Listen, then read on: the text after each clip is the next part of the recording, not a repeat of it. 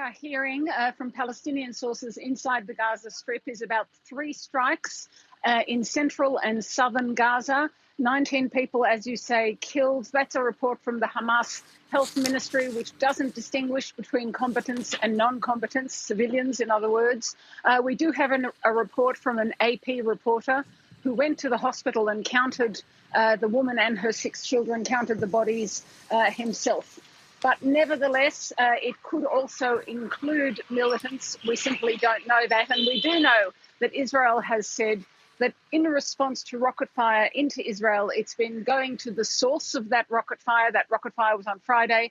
Now, 48 hours later, they are targeting and hitting the sources, that is the militants, as well as the ammunition, as well as the actual rocket launchers. So that's what we're hearing from the Gaza Strip, fighting right up till a ceasefire, if there will be one.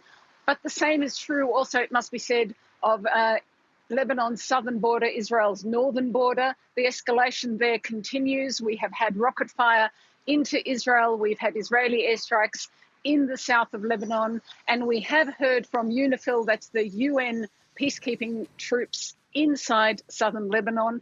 And they say that there was an explosion near one of their vehicles. They said one of their clearly marked vehicles, and 3 of the peacekeepers were lightly injured. It's not clear to me who was the source of that injury at this moment, but you can see how tense it is on both borders ahead possibly of a ceasefire deal.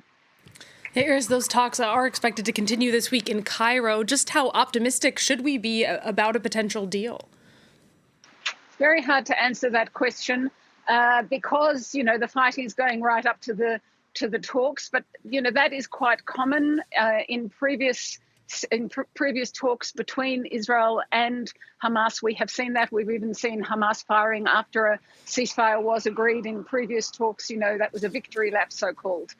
But I think what is more worrying is that despite the arrival of the US Secretary of State this evening, and despite the enormous pressure that's being put on both sides, and certainly on Israel by its ally in Washington, by its ally, the US, nevertheless, there's a lot of briefing against this deal coming from Hamas leaders and from right-wing Israeli leaders. So while there's a lot of hope and a lot of desire for a ceasefire on both sides, nevertheless, the fact that we are hearing this briefing against the deal is worrying to observers here who have been watching these negotiations, really since January, as they try and fail, and hopefully this time try and succeed, given the fact that it's 10 months now, there's tens of thousands of dead inside the Gaza Strip, and there's tens of thousands of displaced in Gaza, in southern Israel, in northern Israel, and in southern Lebanon, and all those people want to go home too.